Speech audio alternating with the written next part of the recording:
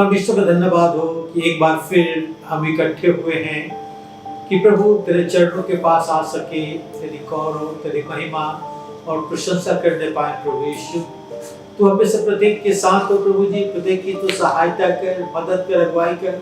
जब आज हम तेरे वचन को देखने जा रहे हैं, हमारे दिल से बातचीत कर प्रभु, मुझ नाचीज में होकर तू बोल कि जो कुछ मैं बोलूँ तेरे नाम की महिमा, प्रशंसा और स्तुति और जय जयकार के लिए हो। प्रभु तू हमारी सहायता कर, सुनने वाले के हृदय से बातचीत कर प्रभु, कि वो तेरे नाम में आगे बढ़ने पाए, प्रभु यीशु ख्रिस्ट के द्वारा, आमीन।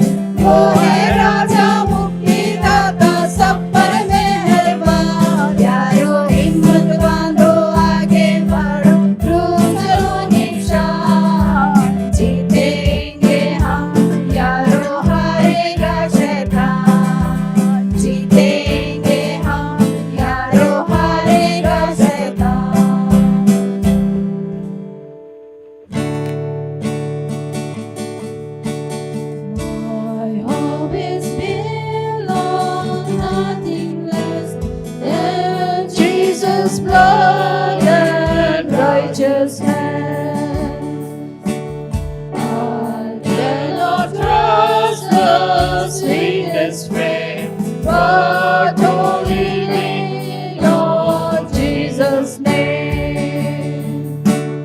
On Christ the solid rock I stand, all other ground is sinking sand.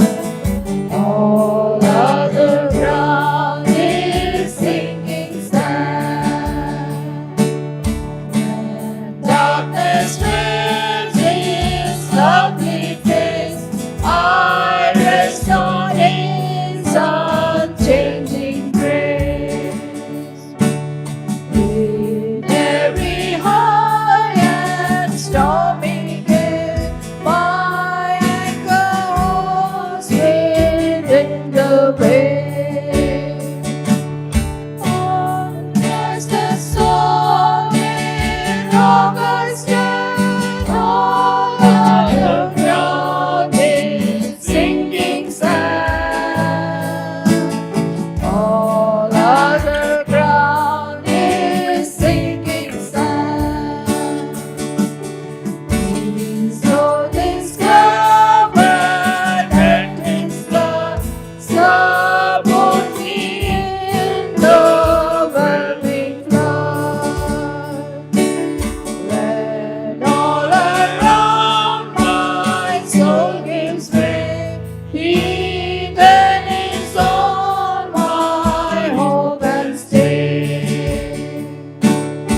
On Christ the solid rock I stand, all other ground is sinking sand.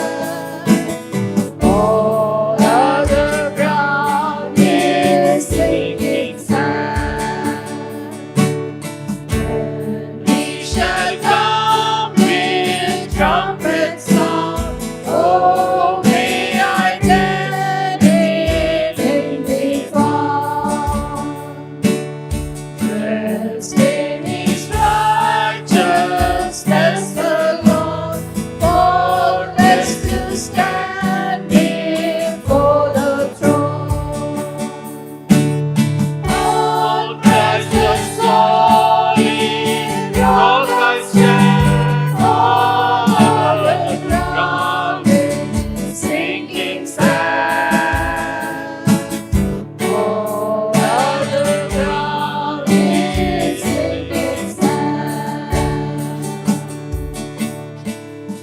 परमेश्वर का धन्यवाद हो आज के सुंदर समय के लिए जो उसने हमें दिया है कि एक बार फिर उसके वचन पर मनन कर सकते हैं, सोच सकते हैं, चिंतन कर सकते हैं। आइए आज हम देखेंगे आज का जो मेरा विषय है वह है लुकिंग ओवर। लुकिंग ओवर, आगे देखना, आगे देखना। और हम पढ़ेंगे व्यवस्था विवरण उसके 34 अध्याय के 1 से 4 पद। Exodus chapter 34, reading from verse 1 to 4। फिर मूसा मोआब के अराबा से नबो पहाड़ पर जो पिसगा की एक चोटी है और यरीहो के सामने है चढ़ गया। और यहोवा ने उसको दान तक का गिलाद नामक सारा देश और नप्तली का सारा देश और एफ्रेम और मनश्शे का देश और पश्चिम के समुद्र तक सारा यहूदा का देश और दक्षिण देश और सोअर तक की यरीहो नामक खजूर वाले नगर की तराई, ये सब दिखाए। तब यहोवा ने कहा, जिस देश के विषय में मैंने इब्राहिम, इसहाक और याकूब से शपथ खाकर कहा था कि मैं इसे तेरे वंश को दूंगा, वो यही है। मैंने इसको तुझे साक्षात दिखा दिया, परंतु तू पार होकर वहां न जाने पाएगा। आज हम देख रहे हैं लुकिंग ओवर, आगे को देखना।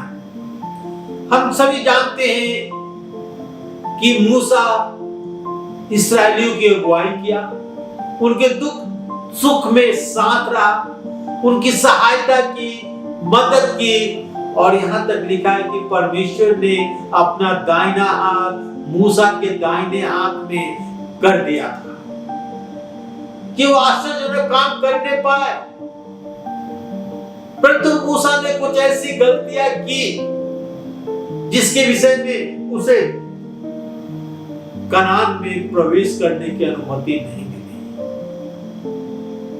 परंतु हम देखते हैं कि परमेश्वर मूसा को मोआब के अराब से नबो पहाड़ पर ले गया और पिसगा की एक चोटी पर जो एरियो के सामने है ले गया और उसे सारी बातें, सारी चीजें दिखाई कनान के विषय में, जिसके विषय में परमेश्वर ने उसे प्रतिज्ञा किया था, उसके बाप दादों से प्रतिज्ञा किया था कि ये सब देश में तुझे दूंगा, और सारी चीजें को वो दिखाया। आगे को देखना, मूसा को उस देश को दिखाया जहां उसके बच्चे, जहां उसके लोग जाकर रहेंगे, देखेंगे। पिसगा की एक चोटी से वो सब कुछ देख पाया और यहोवा ने उससे कहा, जिस देश के विषय में मैंने इब्राहिम, इसहाक और याकूब से शपथ खाया था, मैं तेरे वंश को दूंगा, वो यही है। परमेश्वर चाहता था कि मूसा देखे कि वो कनान कहां है, वो कितना सुंदर है, कितना सुंदर दिख रहा था। मूसा इस्राएलियों की 40 वर्षों तक अगुवाई किया, उनके सुख दुख में हर प्रकार के बाधाओं में साथ दिया, उन्हें प्रतिज्ञा के देश के सिवाने तक ले गया और परमेश्वर ने उन्हें देने के लिए जो उनके पूर्वजों से कसम खाई थी, वाचा बांधी थी। यह दृश्य देख मूसा परमेश्वर को धन्यवाद किया। जिस देश में वो प्रवेश नहीं कर सकता था, परंतु वो देख पाया पिसगा की चोटी से। मूसा अपूर्व विरासत को देखा और उत्तराधिकारी इस्राएल पाने वाले थे। उस देश को जो इस्राएल पाने वाले थे, मूसा देखने पाया। यह एक स्वर्गीय दर्शन था। परमेश्वर ने जब पिसगा की चोटी पर उसे ले गया तो आकाश के सारे बादल को हटा दिया और मूसा को उकाब की नाई दृष्टि दी कि वो देखने पाए कि इस्राएली किस देश में रहने वाले थे।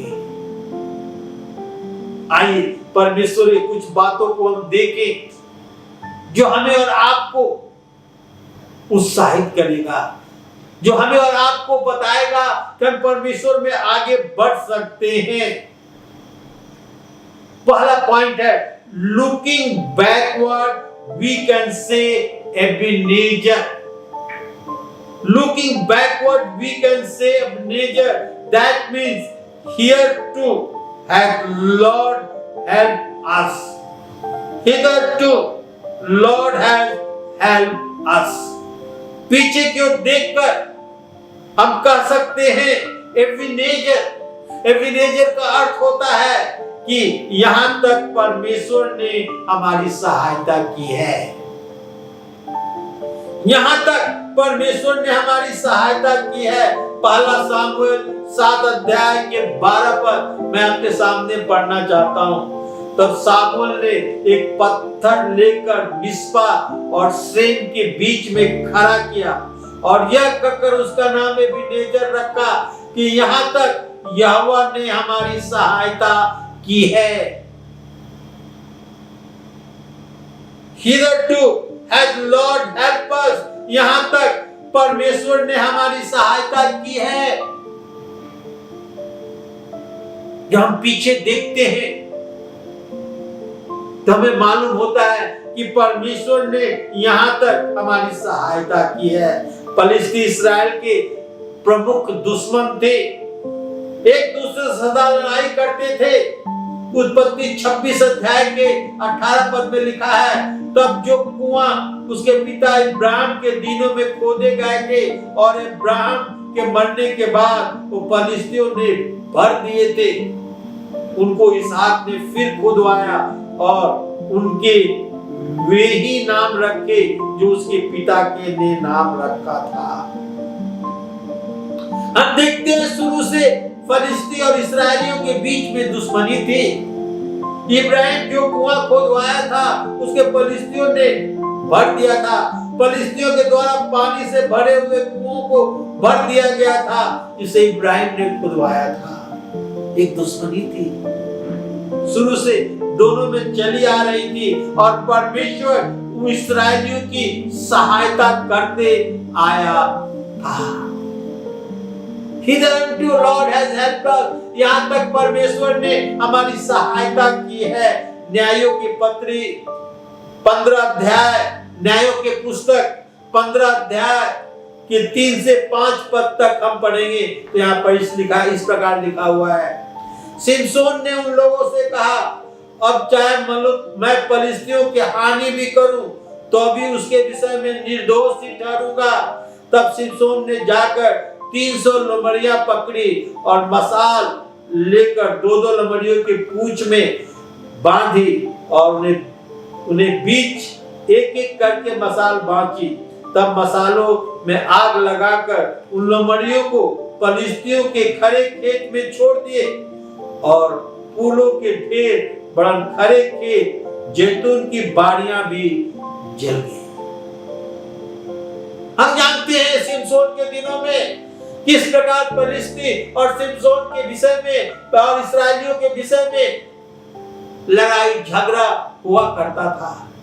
और सिमसोन ने 300 लोमड़ियों को पकड़ी, उनके पूंछ को बांधकर उनके पूंछ में मसाल लगाकर और फिलिस्तियों के खेत खलिहान में छोड़ दिया जो आग से जलकर राख हो गया।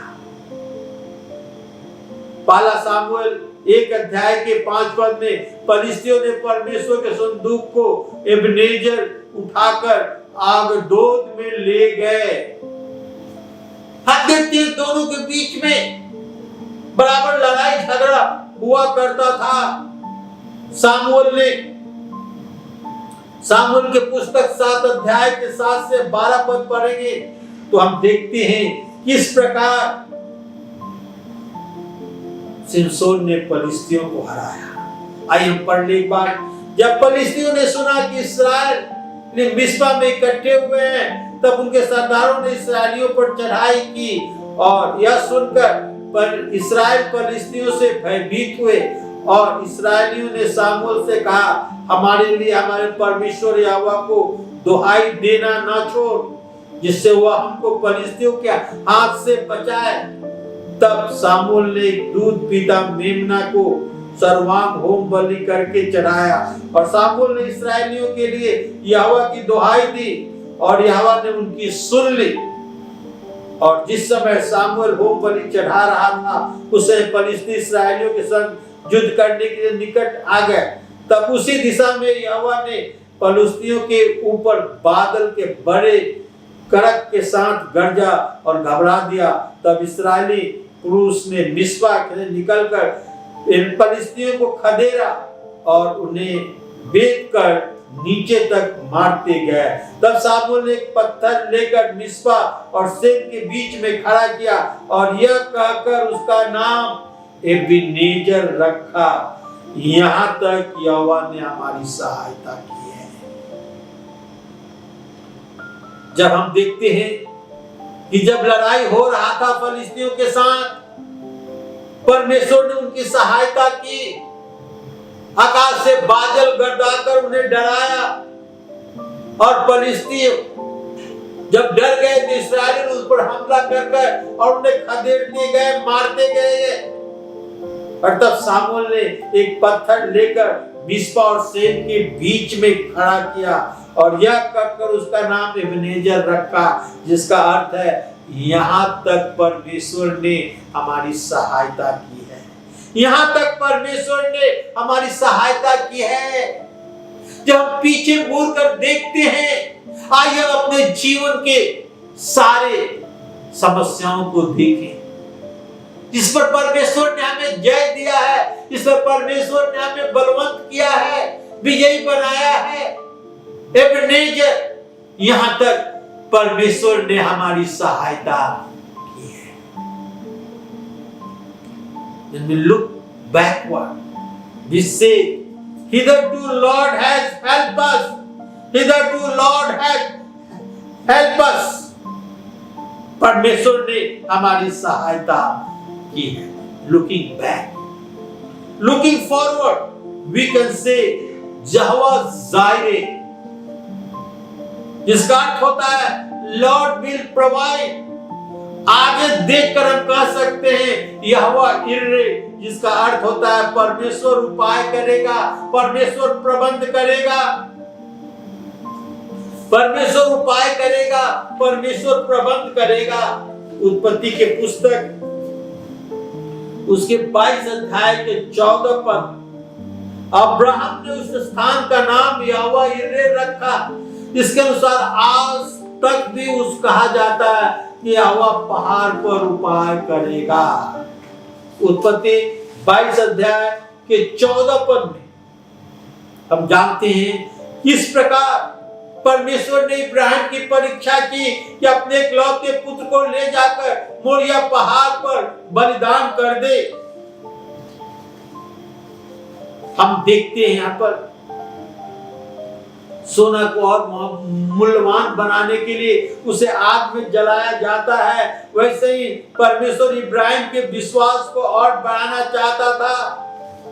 कभी कभी हमारी परीक्षाएं होती है, हम शिकायत कर सकते हैं या देख सकते हैं कि परमेश्वर के कार्य को देखे कैसे हमारे चरित्र को बढ़िया बना देता है और हमारे चरित्र का निर्माण करता है। इसहाक के बदले में एक मेढे का उपाय किया, जब इब्राहिम उस मेढे को लेकर बलिदान किया।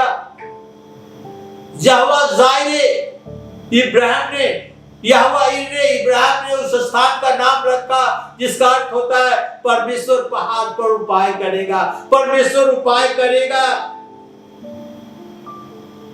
अब्राहम परमेश्वर के सामर्थ्य को समझा कि परमेश्वर हमारा जो है उपाय करने वाला परमेश्वर है। आगे की ओर देखकर हम कह सकते हैं यहोवा इर्रे, परमेश्वर उपाय करेगा। तो हमें और आपको घबराना नहीं है, हमारे और आपकी जिंदगी में परमेश्वर उपाय करेगा। तीसरा बात, लुकिंग अपवर्ड, ऊपर देखने से हम क्या देखते हैं?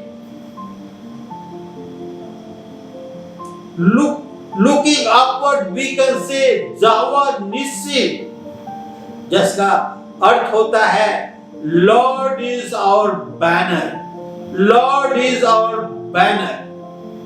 ऊपर की ओर देखकर हम कह सकते हैं यहोवा निस्सी, जिसका अर्थ होता है यहोवा हमारा झंडा है, यहोवा हमारा झंडा है। निर्गमन 17 अध्याय के 18 से 16 पर मैं आपके सामने पढ़ रहा हूं। निर्गमन एक्सोडस 17 अध्याय के 18 से 16 पर। तब अमालेकी आकर रफीदीम में इसराइलियों से लड़ने लगी। तब मूसा ने यहोशू से कहा, हमारे लिए कई पुरुषों को चुनकर छांट ले और बाहर जाकर अमालेकियों से लड़, और मैं कल परमेश्वर की लाठी हाथ में लिए हुए पहाड़ी की चोटी पर खड़ा रहूंगा। और मूसा की इस आज्ञा के अनुसार यहोशू अमालेकियों से लड़ने लगा, और मूसा, हारून और हूर पहाड़ की चोटी पर चढ़ गए। जब मूसा अपना हाथ उठाए रहता था तब तो इस्राएल प्रबल होता था, परंतु जब वो उसे नीचे कर देता था तो अमालेक प्रबल होता था। पर जब मूसा का हाथ भर गए तब उन्होंने एक पत्थर लेकर मूसा के नीचे रख दिया और वो उस पर बैठ गया, और हारून और हूर एक एक अलग में उसके हाथों को संभाले रहे और उसके हाथ सूर्यास्त तक स्थिर रहे। और यहोशू ने गुप्तचरों समेत अमालेकियों को तलवार के बस से हरा दिया। हम देखते हैं यहाँ पर कि जब अमालेकियों से लड़ाई हो रहा था इस्राएलियों को, तो मूसा ने कहा कि हमारे लिए, मूसा ने यहोशू से कहा हमारे लिए कई योद्धा को छांट ले कि वो अमालेकियों से लड़े, और मैं स्वयं पहाड़ पर चला जाऊंगा और मेरे सामने मूसा हारून और हूर होंगे, और मूसा अपने हाथ में लाठी लिए हुए पहाड़ पर चढ़ गया, और जब तक मूसा के हाथ ऊपर रहता था लाठी उसके हाथ में, तब इस्राएल जीतते थे। जब वो थक जाता था और अपना हाथ नीचे कर लेता था तो इस्राएली हारने लगते थे। तब हारून और हूर मूसा को एक पत्थर पर बैठाकर और उसके दोनों अंगों उसके हाथों में लेकर लाठी को उठाए रखे, और इस प्रकार लिखा है इस्राएली उस लड़ाई को जीत पाए। वे एक ऐसी जाति थी जो टेढ़ी जाति थी। अमालेक एक टेढ़ी जाति थी, मरुभूमि में रहते थे और लोगों को आनंद के लिए मार डालते थे और उनका सब सामान लूट लेते थे। जब इस्राएली उनके सीमा में प्रवेश किया तो वे एक अवसर समझे आनंद के लिए, प्लेजर के लिए और प्रॉफिट के लिए, उन्हें मार डाला जाए, उनकी संपत्ति लूट ली जाए, उनकी स्त्रियों को बंधक बना लिया जाए। और मूसा यहोशू से कहता है उनसे लड़ने के लिए तैयार हो जा, और स्वयं पहाड़ पर चढ़कर और अपने हाथ को उठाए रखता था। और जब तक वो अपने हाथ को उठाए रखता था इस्राएली प्रबल होते थे, जीतते थे। जब थक जाता था हाथ नीचे कर लेता था तो अमालेक प्रबल होते थे। तब हारून और हूर मूसा के दोनों हाथ को उठाए रखे, मूसा को एक पत्थर पर बैठाकर, और इस प्रकार लिखा है कि यहोशू के अनुचरों समेत अमालेकियों को तलवार के बल से हरा दिया। यहोवा निस्सी जिसका अर्थ होता है कि परमेश्वर हमारा झंडा है। कुछ जिम्मेवारियों को उठाकर वचन के द्वारा उत्साहित कर सकते हैं और आप अपने पास्टर के हाथ को मजबूत कर सकते हैं, जो आपको जयवंत करा देगा। परमेश्वर इस्राएलियों को जयवंत किया क्योंकि मूसा के हाथ उठे हुए थे। ऊपर की ओर देखकर हम कह सकते हैं यहोवा निस्सी, यहोवा हमारा झंडा है, यहोवा हमारी सहायता, मदद और अगुवाई करता है। यहोवा हमारी झंडा है, वो हमारी अगुवाई करता है, वो हमारी सहायता करता है, वो हमारी मदद करता है। Looking around we can say Jehovah Shalom, that means Lord send peace. आसपास देखकर हम कह सकते हैं यहोवा शालोम, जिसका अर्थ होता है परमेश्वर शांति भेज। आइए हम पढ़े न्यायों की पुस्तक 6 अध्याय के 22 से 24 पर। जजेस चैप्टर 6 वर्स 22 to 24।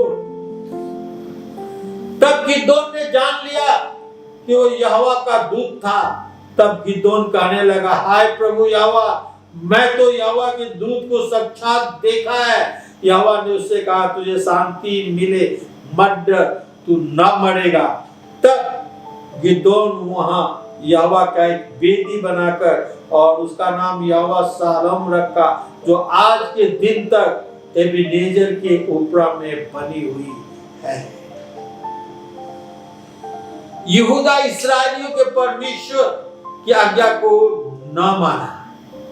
यहूदा और इस्राएली परमेश्वर की आज्ञा को न माना और न मानने के कारण मुसीबत में थे। यदि हम परमेश्वर पर भरोसा रखते और उसकी आज्ञा मानते तो उन्हें को हर एक दुख तकलीफ से वो बच सकते थे, परंतु उन्होंने परमेश्वर की आज्ञा को न माना। हमें परमेश्वर की ओर मुड़ना है और उसकी सहायता की ओर आशा लगाए रखना है, उसकी आज्ञाओं को मानना है। मसीहियों के जीवन में समस्या पड़े नहीं है। मसीहियों के जीवन में संघर्ष, दुख, बाधाएं, परीक्षाएं आएगी, पर परमेश्वर हमें बल देता है कि उन पर हम जय पाएं। न्यायों की पुस्तक 6 अध्याय के 12 पद में लिखा है, और मिद्यानियों के कारण इस्राएल बड़ी दुर्दशा में पड़ गए, तब इस्राएलियों ने यहोवा की दुहाई दी। मिद्यानियों के कारण इस्राएल के लोग बड़ी दुविधा में, मुसीबत में पड़ गए। वो मनश्शे के कुल का था, तब परमेश्वर ने एक व्यक्ति को उठाया, उसका नाम था गिदोन। गिदोन सूरवीर सोरमा था, मनश्शे के कुल का था, ओआस का बेटा था। गिदोन के समय इस्राएली लोग परमेश्वर को भूल गए थे और परमेश्वर की ओर अपना पीठ कर दिए थे। मिद्यानी उन पर चढ़ाई करके सब कुछ उनसे लूट ले जाते थे और इस्राएल मिद्यानियों से डरते थे। न्यायों की पुस्तक 6 अध्याय के 6 पद, और मिद्यानियों के कारण इस्राएली बड़ी दुर्दशा में पड़ गए, तब उन्होंने यहोवा की दुहाई दी। परमेश्वर गिदोन को बुलाया कि वो इस्राएलियों को मिद्यानियों के हाथ से छुड़ाए। यहोवा का दूत दर्शन देकर गिदोन को अगुवाई कराने के लिए कहा। 13 पद में लिखा है, न्यायों 6 अध्याय के 13 पद में, गिदोन ने उनसे कहा, हे प्रभु, विनती सुन, यदि हमारे संग यदि यहोवा हमारे संग होता तो हम पर यह विपत्ति क्यों पड़ती, और कितने आश्चर्य कर्मों का वर्णन हमारे पुरखा करते थे, क्या यहोवा हम मिस्र से छुड़ाकर नहीं लाया? वो कहाँ है? अब तो यहोवा ने हमें त्याग दिया है और मिद्यानियों के हाथ में कर दिया है। हम देखते हैं यहाँ पर किस प्रकार परमेश्वर इस्राएलियों को मिद्यानियों के हाथ में कर दिया था, क्योंकि उन्होंने परमेश्वर को छोड़ दिया। मेरा कुल कहता है, मेरा कुल मनासे में सबसे छोटा है और मैं अपने पिता के घराने में सबसे छोटा हूं। उसने कहा, हे प्रभु, विनती सुन, मैं इस्राएल को कैसे छुड़ाऊंगा? देख मेरा कुल मनश्शे के कंगाल है, फिर मैं अपने पिता के घराने में सबसे छोटा। जब ये परमेश्वर के दूत उसे दिखाई दिए, उसे कहा सूरवीर सोरमा, और उसने कहा, अपने नाकामियों को गिना रहा था कि मैं ये हूं, वो हूं, छोटा हूं, मैं ऐसा नहीं कर सकता हूं। परमेश्वर उसे निश्चय करता है कि परमेश्वर की उपस्थिति उसके साथ रहेगी और उसे चिन्ह देता है। न्याय की पुस्तक 6 अध्याय के 37 पद में लिखा है, तो सुन, एक भेड़ के ऊन खलिहान में रखूंगा और ओस केवल उस ऊन पर पड़े और उसे छोड़ सारी भूमि सूखी रह जाए, तो जान लूंगा कि तू अपने परमेश्वर के अनुसार, तू अपने वचन के अनुसार इस्राएल को मेरे हाथ से छुड़ाएगा। और वैसा ही हुआ। एक भेड़ के ऊन खलिहान में रखा और केवल उसी पर ओस पड़ा। फिर कहता है, प्रभु, यदि मैं और कुछ अनुरोध करूं तो गुस्सा ना हो। और 6 अध्याय के 29 पद में लिखा है, फिर गिदोन ने परमेश्वर से कहा, यदि एक बार मैं फिर कहूं तो तेरा गुस्सा मुझ पर ना भर के इस ऊन को एक बार मैं फिर भी तेरी परीक्षा करूंगा, अर्थात केवल केवल उन नहीं सूखे और सारी पृथ्वी पर ओस पड़े। कहता मैं उनको फिर एक बार खलिहान में रखता हूं और वो सूखा रह जाए और सारी पृथ्वी पर ओस पड़े, तो मैं जान जाऊंगा कि तू मेरे साथ है। और मिद्यानियों के साथ लड़ाई शुरू हुआ। और जब न्यायियों 7 अध्याय के 5 से 18 पद पढ़ेंगे तो किस प्रकार गिदोन ने अनोखा योजना बनाई कि मिद्यानियों को हराया जाए। लिखा है कि 32,000 लोगों को बुलाया गया जो आए शामिल होने के लिए। कहता है कि जिसका हृदय डर रहा है वो लौट जाए। मैक्सिमम लोग लौट गए। फिर उन्हें नदी में ले गया और वहां जाके पानी पी, और जो घुटने टेक कर जीभ से पानी पीने लगे उन्हें छांट लिया और केवल 300 व्यक्ति को चुना। 1% से भी कम व्यक्ति को चुना मिद्यानियों से लड़ने के लिए। लेकिन मिद्यानियों की सेना की गिनती बालू के किनकों के समान थी। उसकी लड़ाई की योजना अलग थी। जब केवल 300 व्यक्तियों को चुना था, उन्हें 3 तरफ ले गया और उनके हाथों में मिट्टी के घड़े और मिट्टी के घड़े के अंदर में मसाल रखा और उन्हें चिल्लाना था मसाल लेकर मिट्टी के घड़ा को तोड़कर यहोशू की तलवार, यहोवा की तलवार, यहोशू की तलवार, यहोवा की तलवार। और जब ऐसा किए तो मिद्यानी भागने लगे और ये लोग उन्हें मारने लगे। परमेश्वर की योजना अलग है और इस प्रकार परमेश्वर ने मिद्यानियों पर उन्हें जय दिलाया। आखिरी पद जो मैं पढ़ना चाहता हूं, न्यायों के पुस्तक 6 अध्याय के 24 पद।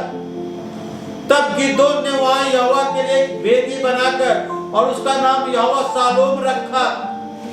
वो आज के दिन तक अबीनेजेरियों के ओबरा में बनी हुई है।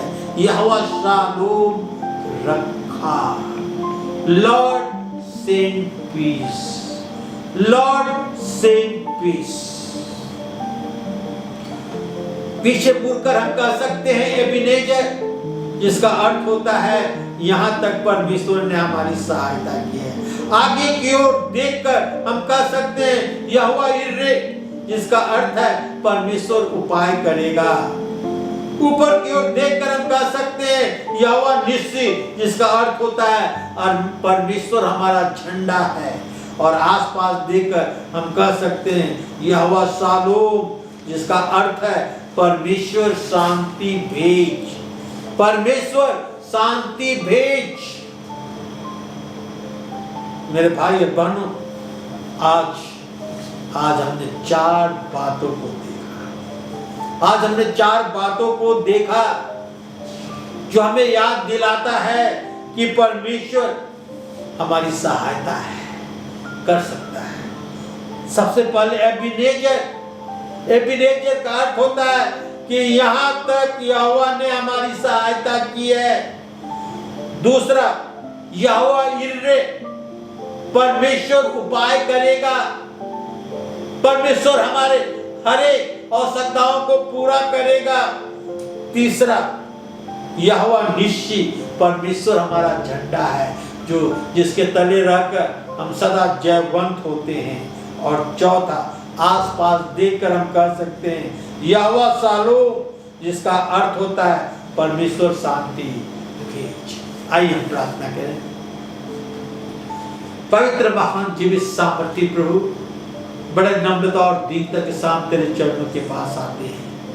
तेरा धन्यवाद करते हैं प्रभु जी सुंदर समय के लिए, सहभागिता के लिए जो हमें तू दिया है प्रभु, कि एक बार फिर तेरे चरणों पर इकट्ठे होकर तेरे वचन को सीख सकते हैं। जितने भाई बहन इस वचन को देख रहे हैं प्रभु जी, सुन रहे हैं, उन्हें आशीर्वाद कर, उन्हें आगे बढ़ा, जो समझ ले पाए तू हमारा परमेश्वर यहोवा है, एबीनेजर। यहां तक तू हमारी सहायता किया, और भविष्य में भी तू हमारी सहायता करेगा। हम इसे प्रत्येक के साथ तू यहोवा यिरे है, तू हमारे हर एक आवश्यकताओं को पूरा करेगा। तू यहोवा निश्चय है, तू हमारा झंडा है और प्रभु तू यहोवा शालोम है।